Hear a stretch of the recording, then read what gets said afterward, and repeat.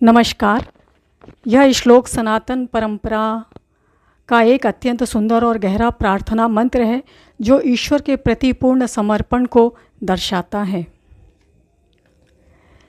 आइए इसके अर्थ, भावार्थ और विभिन्न दृष्टिकोणों यानी गीता, अध्यात्म और क्वांटम विज्ञान के माध्यम से समझते हैं।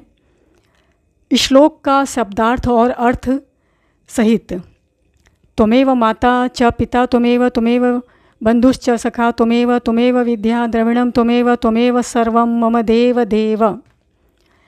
इसका अर्थ है, हे देवों के देव, तुम ही मेरी माता हो और तुम ही मेरे पिता हो, तुम ही मेरे भाई हो और तुम ही मेरे मित्र हो, तुम ही मेरी विद्या हो यानी ज्ञान हो और तुम ही मेरा धन हो। हे ईश्वर, तुम ही मेरे सब कुछ सर्वस्व हो। ऋषि मुनियों ने ईश्वर को सब कुछ क्यों कहा? हमारे ऋषि मुनियों ने बहुत गहरे आत्म साक्षात्कार यानी सेल्फ रियलाइजेशन के बाद इस श्लोक की रचना की थी। उन्होंने ईश्वर को सब कुछ कहा है, सब कुछ, सारे रिश्ते नाते या यूँ कहें कि वही सब कुछ है। इसका कारण है क्योंकि सांसारिक संबंधों की सीमा होती है। दुनिया की सभी रिश्ते, माता पिता, मित्र, भाई बंधु, रिश्तेदार नश्वर हैं और समय के साथ बदल सकते हैं या छूट सकते हैं, लेकिन ईश्वर एक ऐसा शाश्वत संबंध है जो आत्मा के साथ हमेशा रहता है। जन्म के बाद भी मनुष्य शरीर जब तक है तब तक भी रहता है और जन्म से पहले भी था, और जब शरीर की मृत्यु होती है तो उसके बाद भी जो है ईश्वर यानी परमात्मा जो है उसका संबंध आत्मा के साथ रहता है। निर्भरता की समाप्ति। जब मनुष्य किसी एक व्यक्ति या वस्तु पर निर्भर होता है तो उसे खोने का डर रहता है। ऋषियों ने समझाया कि यदि आप ईश्वर को ही सब मान लें तो आपका भय समाप्त हो जाता है। ईश्वर यानी परमात्मा, कोई परमात्मा कहता है, कोई ईश्वर कहता है, कोई उसे दूसरे नामों से पुकारता है, तो आपका भय समाप्त हो जाता है। क्योंकि जो कुछ भी आपको समाज या प्रकृति से मिल रहा है वह अंततः उसी एक स्रोत से आ रहा है। उसी एक स्रोत यानी ईश्वर से ही सब मिल रहा है। पूर्ण आत्मसमर्पण, सरेंडर, ईश्वर के प्रति पूर्ण आत्मसमर्पण। यह श्लोक अहंकार को मिटाने का माध्यम है। जब हम कहते हैं कि हे ईश्वर, सब कुछ तुम ही हो और मैं और मेरा का भाव तब समाप्त हो जाता है, तो जो मुक्ति का मार्ग है, मोक्ष का मार्ग है, वह प्रशस्त होता है। मोक्ष किसे, मुक्त किसे होना है? आत्मा तो हमेशा से मुक्त है। मोक्ष किसे होना है? जो तैयार हुआ है, जो बना है, आत्मा ने जो शरीर धारण करके जो अभिव्यक्ति की है, जो बना हुआ है, उसको मोक्ष चाहिए। वो मुक्त होगा, वो मुक्त होगा तो आत्मा तो मुक्त हमेशा से है ही। इसीलिए ईश्वर के प्रति समर्पण या आत्मसमर्पण ये जो है बहुत महत्वपूर्ण है। श्रीमद् भगवद गीता के अनुसार व्याख्या इस प्रकार है। श्रीमद् भगवद गीता में भगवान श्री कृष्ण ने स्वयं को इस सृष्टि का मूल और सब कुछ घोषित किया है। भगवान श्री कृष्ण स्वयं को क्या मानकर बोल रहे हैं? परमात्मा, ईश्वर। ईश्वर की अभिव्यक्ति है ना वहाँ पर, है ना। श्री कृष्ण जो शरीर है उसमें ईश्वर यानी परमात्मा की ही अभिव्यक्ति है। तो इसीलिए उन्होंने अपने आप को सृष्टि का मूल और सब कुछ घोषित किया है। इस श्लोक का सार गीता के कई अध्यायों से सीधे मेल खाता है। जैसे इस अध्याय में पितामहस्य जगतो माता धाता पितामह, इस जगत का धाता यानी धारण करने वाला, माता पिता और पितामह यानी उन सबका भी पिता माता यानी सबका जनक भी मैं ही हूँ, यानी दादा भी मैं ही हूँ। दादा यानी सबका जनक।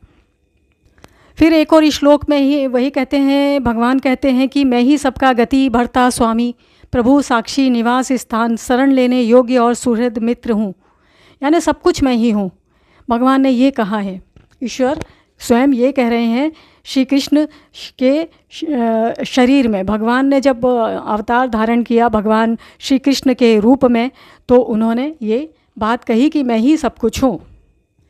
गीता का एक और दृष्टिकोण है। गीता कहती है कि जो व्यक्ति हर तत्व में, हर जीव में और हर परिस्थिति में केवल ईश्वर को यानी उस परम आत्मा को यानी सुप्रीम को देखता है, जो अल्टीमेट है, वही वास्तविक ज्ञानी है। अर्जुन जब भगवान के विश्व रूप को देखता है, जब अर्जुन को विराट रूप दिखाया जाता है, तो उसे समझ आता है कि संसार की हर विद्या, हर ज्ञान, हर धन और हर संबंध, हर चीज़ भगवान का ही अंश है, यानी ये जो श्री कृष्ण है उनके सामने उन्हीं का ही अंश है। अध्यात्म यानी सनातन दर्शन के अनुसार हम क्या बता सकते हैं, व्याख्या कर सकते हैं? सनातन अध्यात्म अद्वैत, नॉन ड्युअलिटी के सिद्धांत पर टिका है, यानी एक ही है, जिसके अनुसार अहम ब्रह्मास्मि, सर्वम खलबिदम ब्रह्म, यह संपूर्ण ब्रह्मांड परमात्मा का ही विस्तार है, यानी एक ही ईश्वर का ही विस्तार है। लहर समुद्र से अलग नहीं है, उस समुद्र को ईश्वर कहा गया है, और जो लहर है यानी जो उससे उत्पन्न हो रही है, जो भी सृष्टि है, जो भी मनुष्य है, जीव है, वो उसी समुद्र का हिस्सा है, और जो लहर है वो समुद्र से अलग नहीं है। इसी तरह हम सब ईश्वर की ही अभिव्यक्ति हैं, ईश्वर की ही संतान हैं। जब इस श्लोक में माता पिता मित्र विद्या और धन को ईश्वर कहा गया है, यानी सब कुछ जो है वो ईश्वर है, तो इसका आध्यात्मिक अर्थ है कि दृश्यमान विजिबल जो भी चीज़ है, जगत की जो भी चीज़ दिखाई दे रही है वह ऊर्जा है, और सब चीज़ ऊर्जा ही है, और वह परमात्मा जो है वह भी ऊर्जा है, उसी से ही सब यह बना है। अध्यात्म कहता है कि अज्ञानता के कारण हम ईश्वर को आसमान में बैठा कोई व्यक्ति समझ लेते हैं, जबकि वह हमारे भीतर का चैतन्य है, कॉन्शियसनेस है। जब हम उस चैतन्य से जुड़ते हैं तो वह हमारी रक्षा माता की तरह करता है, मार्गदर्शन पिता की तरह करता है, और साथ मित्र की तरह निभाता है। और वह जब हमारी चेतना उच्च होती है, उच्चतम होने लगती है, और हम सुप्रीम कॉन्शियसनेस यानी परमात्मा से जुड़ जाते हैं, तो वही हमें ज्ञान भी अंदर से प्रदान करता है। क्वांटम विज्ञान के अनुसार क्या है व्याख्या इस श्लोक की?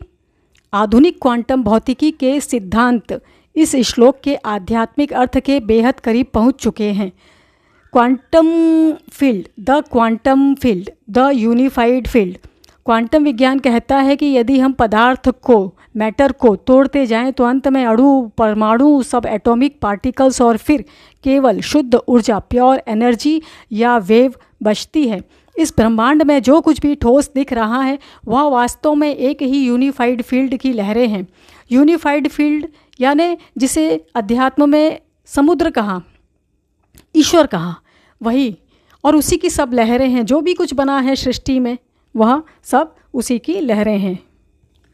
सब कुछ एक ही ऊर्जा है। वैज्ञानिक भाषा में जिसे हम यूनिफाइड फील्ड या मैट्रिक्स कहते हैं, सनातन धर्म में या अध्यात्म में उसे ही ब्रह्म या ईश्वर कहा गया है। क्वांटम विज्ञान के नज़रिए से देखें तो यह श्लोक पूरी तरह वैज्ञानिक है।